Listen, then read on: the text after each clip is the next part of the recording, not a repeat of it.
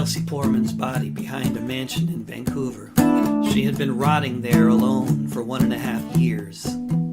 She had just signed up for film school but would never have a chance, just like so many others, killed or disappeared in one of the world's richest countries, in the country's richest neighborhood, in the backyard of an investment property. A construction worker found her having nothing to do with any work done by the RCMP.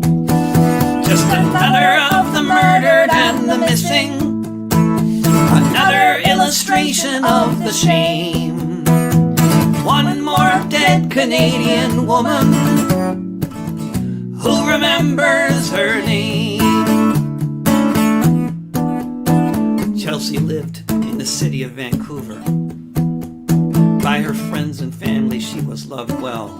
Her father drove 1,000 miles to come to search for her, to try to find a place where his daughter fell. As soon as her body was discovered, the insults began to be hurled. There was no foul play involved in her death, the RCMP announced to the world. Just another of the murdered and the missing, another illustration of the shame. One more dead Canadian woman who remembers her name. Chelsea Poorman was missing 3 fingers.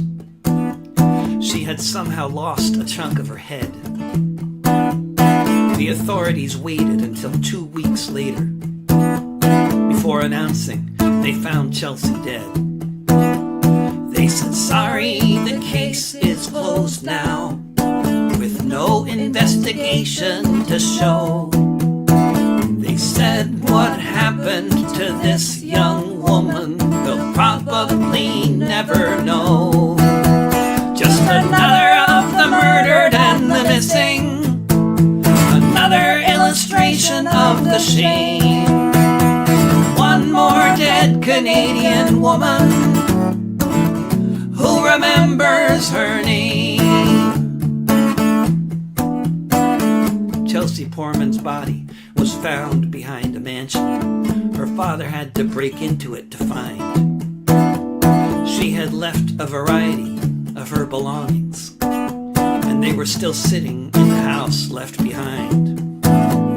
We may not know what happened to her yet, but someone important has something to hide. There's one thing here that is certain: the cops are corrupt and they lied. Just another of the murdered and the missing, another illustration of the shame. One more dead Canadian woman who remembers her name. Just another of the murdered and the missing, another illustration of the shame. One more dead indigenous woman